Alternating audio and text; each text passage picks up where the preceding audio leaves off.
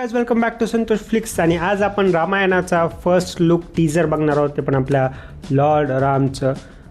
मी खूप एक्सायटेड होतो या टीजरसाठी आणि त्यातल्या त्यात आपल्या लॉर्ड रामच्या फर्स्ट लुकसाठी. कारण कोण एक्सायटेड नाही आहे, सगळेजण एक्सायटेड या मूवीसाठी. कारण मूवीचं बजेट पण खूपच जास्त आहे, 4,000 करोड एवढं बजेट आहे मूवीचं, दोन्ही मूवीजचं. आणि त्यातल्या त्यात आपल्या रामायणावर मूवी म्हणल्यास तर झालं ते तर एक पॉईंटच आहे आपल्या मूवीला एक्सायटेड व्हायला. आणि चला आता बघू टीजर कसं आहे ते. मला फक्त काळजी वाटते की यांनी आदिपुरुषसारखं करू नये, कारण आदिपुरुष माहिती आहे काय मोठं ब्लंडर होतं आपल्यासाठी. तर चला ह्या होपसोबत फिंगर क्रॉस आणि या होपसोबत आपण करू टीजर, बघू कसं आहे ते. तर okay, 3, 2, 1 start.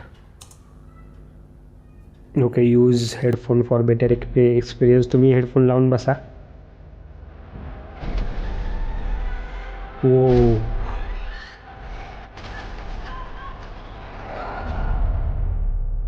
Words descend into chaos.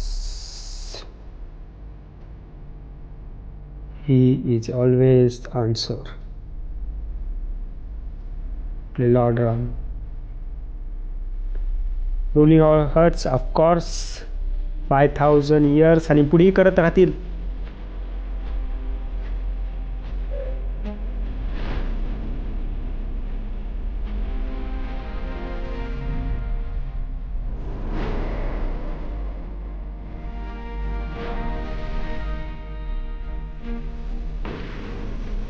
Okay, VFX सगळे वाटायले.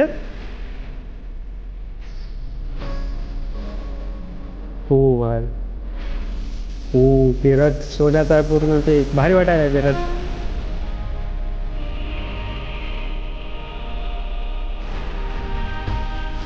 ओके,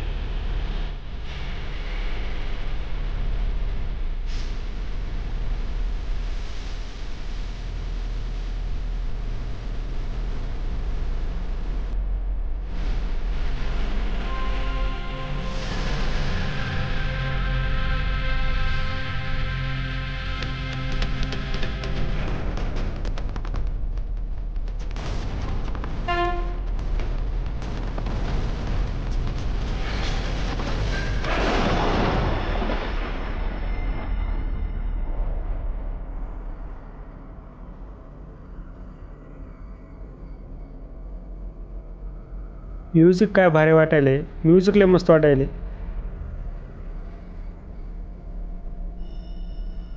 नमित मनोत्रास रामायण,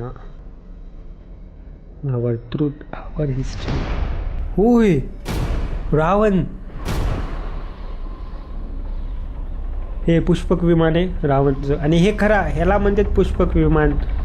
आदिपुरुषाला काय केलं तर की filmed for IMAX. Okay then, हे होतं फर्स्ट लुक टीजर. आणि फर्स्ट लुक खरंच लय भारी वाटायला, सिरियसली सांगतो. रणवीर कपूरनं ते जे लुक भारी वाटायला, सूट करायला त्याला. मी सांगतो आता सूट करायला.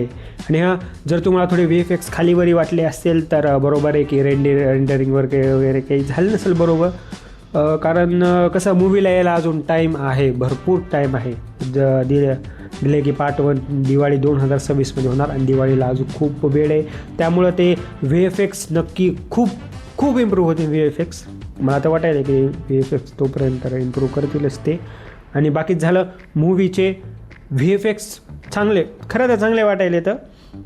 आणि म्युझिक झालं, बॅकग्राऊंड म्युझिक छान वाटायले. आणि त्याचे सगळे शॉर्ट्स होते ते काही जास्त करून काही VFXवाले शॉर्ट होते, काही असे आपले होते. आणि जे आपले जस्ट फिजिकलवाले शॉर्ट्स होते सगळे ते सुंदर दिसायले. 13 तास तुम्ही सीन बघितला, ते चाक एक पूर्ण डिटेलिंग वाटायली, त्यामध्ये पूर्ण डिटेल घेतले. आणि यांनी मला वाटायला काही रिअल लोकेशन्सवर पण शूट केले, पूर्ण VFXवर डिपेंडेंट नाही आहे जसं आपली आदिपुरुष डिपेंडेंट होती पूर्णपणे VFXच. तर खरं तर मला आवडलं, हे खूप चांगलं होतं. तुम्हाला कसं वाटते आणि तुमच्या याबद्दल काय पॉईंट ऑफ व्ह्यू आहे मला कमेंटमध्ये नक्की सांगा. तर ठीक आहे, भेटूया पुढच्या व्हिडिओमध्ये. तोपर्यंत टाटा, बाय बाय.